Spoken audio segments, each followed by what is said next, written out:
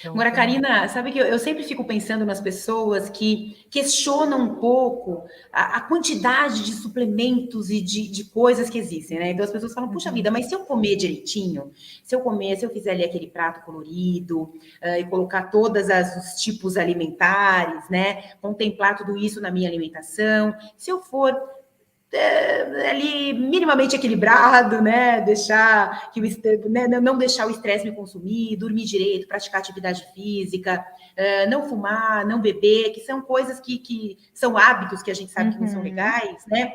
As pessoas conseguem se valer da alimentação e desses bons hábitos para deixar o intestino bonitinho, ou sempre vai ter uma coisinha ou outra que vai precisar suplementar? é uma ótima pergunta essa, porque às vezes as pessoas ficam, mas para que esse monte de suplemento? Pode até piorar. E daí eu vou entrar num outro tema que é a genética.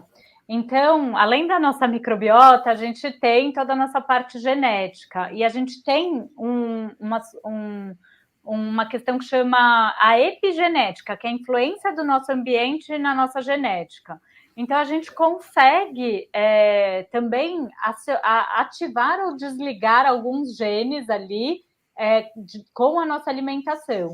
E cada pessoa vai ter uma combinação ali. Então, por exemplo, vou dar um exemplo, até meu. Eu tenho, e dá para fazer isso também em exames, que você vê as suas alterações, que é o que a gente chama de polimorfismo. Eu tenho alteração no receptor da vitamina D. Então, por mais que eu coma, que eu tome sol, que eu faça o diabo, minha vitamina D não sobe porque eu tenho essa deficiência ali no receptor. É uma coisa super comum, não é uma coisa rara que só eu tenho. Então, eu vou sempre ter que tomar cuidado com a minha vitamina D. Então, é difícil você falar, então você vai atingir 100%? Depende da sua combinação ali, né? Então, até falando em saúde geral, não só de intestino.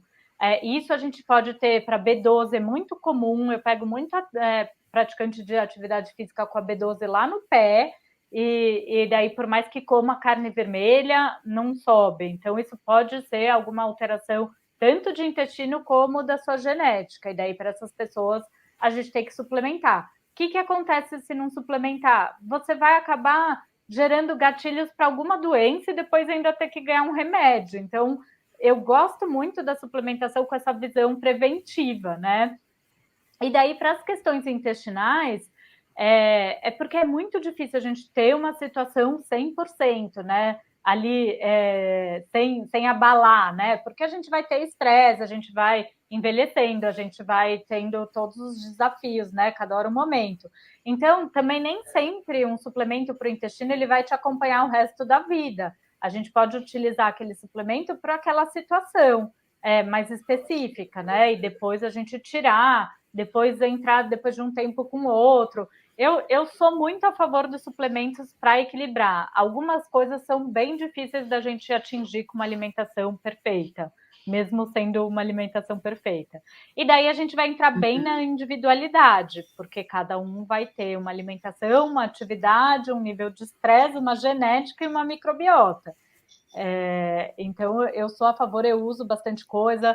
Por exemplo, um ômega 3 é raro quem não precise, a nossa alimentação não atinge a recomendação de ômega 3. Os peixes que a gente come hoje em dia não tem o ômega 3 disponível, porque eles precisam ser de água fria e profunda. Então, você vai deixar de consumir um ômega 3 e daí, daqui a alguns anos, ter algum desequilíbrio inflamatório e daí para correr atrás do prejuízo é muito mais difícil. Então eu gosto muito de olhar essa nutrição preventiva, né? Que você consegue tratar a base ali sem deixar os desequilíbrios tomarem uma proporção maior para virar uma doença. Por isso que sempre vai ter que passar com um profissional, porque às vezes você ficar tomando um negócio que não é para você também pode complicar, sem dúvida. Então, sei lá, vamos pegar aqui até mesmo um probiótico. Se você dá um probiótico para quem está com o intestino muito permeável, muito bagunçado, às vezes a pessoa pode ter sintoma de mais distensão, de mais desconforto. Então, assim, o momento do suplemento é bem importante, né?